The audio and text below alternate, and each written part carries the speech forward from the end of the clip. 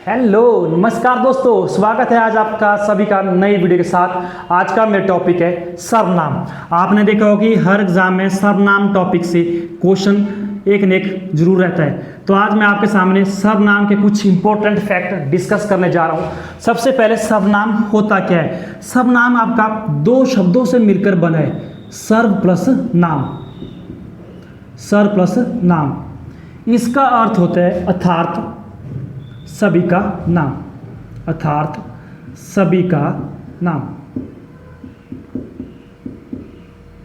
इसके बाद क्वेश्चन ये रहता है कि सर्वनाम की डेफिनेशन क्या है। सर्वनाम वह शब्द होते हैं जो संज्ञा के स्थान पर यूज किए जाते हैं। जैसे मैं बोल रहा हूँ राम एक अच्छा लड़का है, राम प्रतिदिन स्कूल जाता है, राम हर वर्ष कक्षा में प्रथम आता है। तो मैं वाक्य में बार बार मैं किसका यूज कर रहा हूँ, राम का यूज कर रहा हूँ। इससे क्या हो रहा है कि वाक्य की सुंदरता खराब हो रही है, इसलिए मैं संज्ञा की जगह किसका यूज करूंगा, सर्वनाम का यूज करूंगा। जैसे राम स्कूल जाता है, वो कक्षा में प्रथम आता है, ठीक है, वह हर वर्ष किसी प्रतियोगिता में भाग लेता है। मतलब मैं क्या कर रहा हूँ, संज्ञा की जगह सर्वनाम का यूज कर रहा हूँ, ठीक है, उसको बोलते हैं सर्वनाम। जैसे एक बार मैंने बोला कि राम अच्छा लड़का है, राम स्कूल जाता है, मैं अगर फिर से राम लूंगा तो क्या हो रहा है, बार बार राम लेने से वाक्य की सुंदरता खराब हो रही है। इसे मैं संज्ञा की जगह किसका यूज कर रहा हूँ, सर्वनाम का यूज कर रहा हूँ। ये थी मेरी सर्वनाम की डेफिनेशन। इसके बाद आता है कि हिंदी में मूल सर्वनामों की संख्या, हिंदी में सर्वनामों की संख्या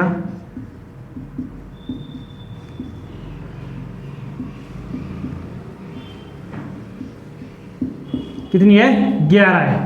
11 कौन कौन से हैं। जैसे सबसे पहले कहूं मैं, तुम, आप, यह, वह, जो, सो, कौन, क्या, कोई और कुछ। तो हिंदी में मूल सर्वनामों की संख्या कितनी है, 11। मैं, तुम, आप, यह, वह, जो, सो, कौन, क्या, कोई और कुछ। कितने हुए, 1 2 3 4 5 6 7 8 9 10 11। तो ये थे हमारे पास हिंदी में मूल सर्वनाम शब्दों की संख्या कितनी है, 11। इसके बाद आता है कि हिंदी में जो मूल सर्वनामों के कितने प्रकार है, ठीक है। सर्वनाम के कितने प्रकार होते हैं, आपको पता है सर्वनाम के 6 प्रकार होते हैं। सबसे पहले मैं बात करूंगा नंबर 1, पुरुषवाचक सर्वनाम। पुरुषवाचक सर्वनाम। उसके बाद नंबर 2 पे निश्चयवाचक सर्वनाम और नंबर 3 पे अनिश्चयवाचक सर्वनाम।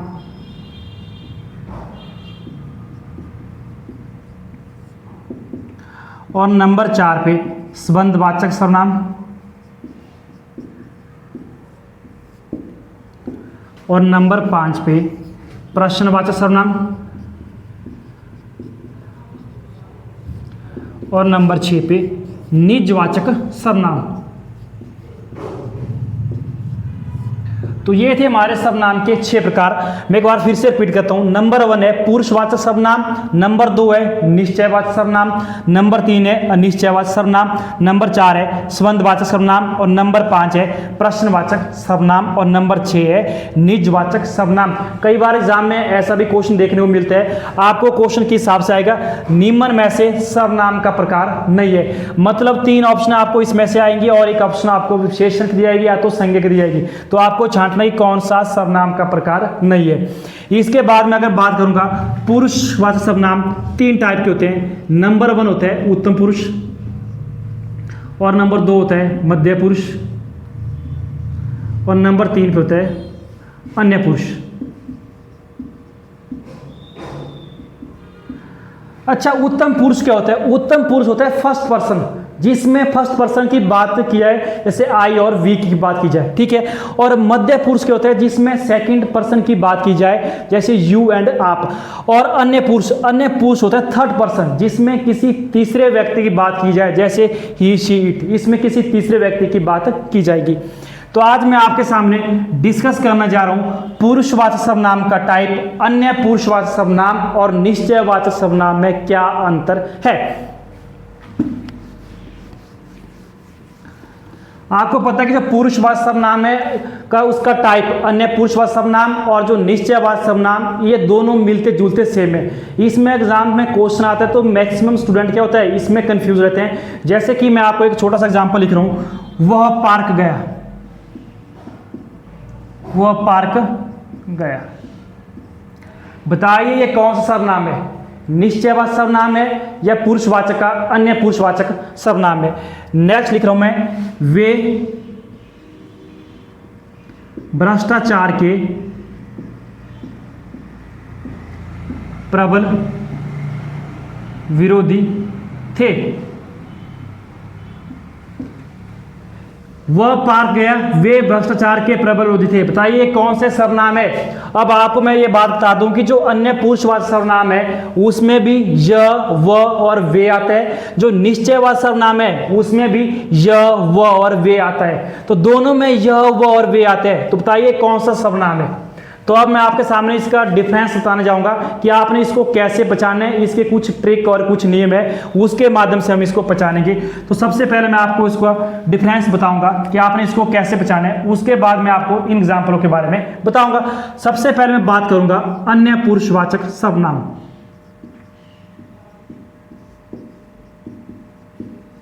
और दूसरी साइड बात करूंगा निश्चयवाचक सर्वनाम। इसके नाम से ही स्पष्ट होता है, जैसे यहां पर लिखा है अन्य पुरुषवाचक सर्वनाम, मतलब यहां पर जो वाक्य होगा इसमें किसी तीसरे व्यक्ति की बात की गई होगी, थर्ड पर्सन की बात। और यहां पर है निश्चयवाचक सर्वनाम, मतलब इसमें जो वाक्य दिया होगा उसको पढ़कर आपको निश्चय होगा कि जो चीज है वो कैसी है, फिक्स है। सबसे पहले मैं इसका, आपको पता है कि जो अन्य पुरुषवाचक सर्वनाम है इसमें भी आपका य, व और वे का यूज होता है। और जो निश्चयवाचक सर्वनाम है इसमें भी य, वह और वे का यूज होता है। अब आपने कि इसको कैसे पहचानना है कि यह अन्य पुरुषवाचक सर्वनाम का उदाहरण है या निश्चयवाचक सर्वनाम का उदाहरण है। सबसे पहले इसका एक रूल है, यह सदैव संज्ञा के स्थान पर प्रयोग में लाए जाते हैं। कौन, यह, वह और वे। मतलब आपको वाक्य दिया होगा, उसकी जगह होगी आपकी संज्ञा, लेकिन संज्ञा की जगह आपने क्या लिखा होगा, यह, वह और वे। जैसे मैं आपको एग्जांपल दे रहा हूं, वह पार्क गया, वह पार्क गया। अब देखो रूल क्या बोल रहा है, यह सदैव संज्ञा के स्थान पर प्रयोग में लाए जाते हैं। कहने का मतलब है कि इस वह की जगह क्या होगी, संज्ञा होगी, उसकी जगह हमने वह का यूज किया है। जैसे वह पार्क गया, एक तो इस वाक्य को पढ़कर यह निश्चय हो रहा है कि वह पार्क गया, मतलब ये तीसरे व्यक्ति की बात की जा रही है, थर्ड पर्सन की बात की जा रही है, वह पार्क गया। अगर मैं इस वह की जगह संज्ञा का कोई भी नाम रखता हूं, जैसे राम पार्क गया, श्याम पार्क गया, मोहन पार्क गया, मतलब इसमें क्या होगा आपका राम, इस संज्ञा के स्थान पर किसका यूज किया होगा, इसका, य, व और वे। तो ये वाक्य किसका होगा, अन्य पुरुषवाचक सर्वनाम का होगा। नेक्स्ट एग्जांपल लिख रहा हूं, वह कल मुझसे मिलने आएगी, वह कल मुझसे मिलने आएगी। वह कल मुझसे मिलने आएगी, वाक्य में लिखा है, पता नहीं आएगी मिलने की नहीं आएगी, ठीक है। वह कल मुझसे मिलने आएगी। तो आपने कैसे पहचानना है, मैंने बोला इसकी दो ट्रिक है। नंबर 1 ट्रिक है, इस वाक्य को पढ़कर आपको यह निश्चय होगा कि इसमें किसी तीसरे व्यक्ति की बात की गई है। अगर पता नहीं लग रहा है, इस वह की जगह कोई संज्ञा का नाम रखो, किसी लड़के या किसी लड़की का नाम रखो। वह कल मुझसे मिलने आएगी, अगर मैं बोल रहा हूँ कि शीला कल मुझसे मिलने आएगी, ठीक है, मतलब किसकी बात हो रही है, थर्ड पर्सन की बात हो रही है। इसके बाद नेक्स्ट आता है निश्चयवाचक सर्वनाम। इसमें भी य व और वे का यूज होता है। इसका प्रयोग संज्ञा के लिए किया जाता है। इसका प्रयोग संज्ञा के लिए किया जाता है। मतलब इसमें आपको जो भी वाक्य दिया होगा वो संज्ञा के लिए प्रयोग किया गया होगा। जैसे मैं एग्जांपल बोल रहा हूं, यह पुस्तक रमेश की है।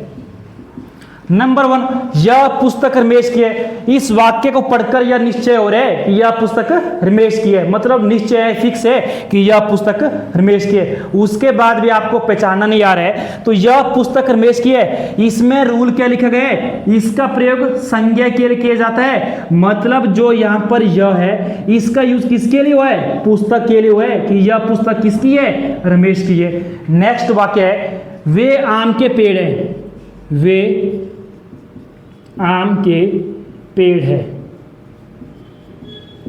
एक तो निश्चय है कि वे आम के पेड़ है, भाई दिख रहे हैं वे आम के पेड़ है। अगर आपको इस ट्रिक के माध्यम से पहचाना है, इसका प्रयोग संज्ञा के लिए किया जाता है। कहने का मतलब है वे आम के पेड़ है, मतलब यहां पर ये वे किसके लिए यूज हुआ है, ये आम के लिए हुआ है कि वे पेड़ किसके हैं, आम के पेड़ है। मेरा मुख्य मकसद आज आपको समझाने का ये था कि आपको एग्जाम्पल ऐसे आएंगे, जैसे वह पार्क गया, इसमें भी वह आएगा या इसमें यह आएगा। आपको पहचानना कैसे है कि किसका वाक्य है। अगर जैसे यहाँ पर एग्जाम्पल लिखा है, वह कल मुझसे मिलने आएगी, क्योंकि अगर मैं इस रूल को यहाँ पर लगाता हूँ, इसका प्रयोग संज्ञा के लिए, अगर इस वह का यूज संज्ञा के लिए, इस वाक्य में तो संज्ञा है नहीं, मतलब इसका यूज संज्ञा के लिए नहीं किया गया। इसका सीधा सा रूल ये है कि इसमें जो भी बात कही गई होगी वो किसी तीसरे व्यक्ति के लिए कही गई होगी। तो ये था मेरा आज का टॉपिक। मुझे आशा है कि आप सबको ये टॉपिक समझ आया होगा। ऐसी वीडियो देखने के लिए हमारे YouTube चैनल को लाइक, सब्सक्राइब एंड शेयर कीजिए। मिलते हैं नेक्स्ट वीडियो में शॉर्ट ट्रिक के साथ। जय हिंद, जय भारत, जय हिमाचल।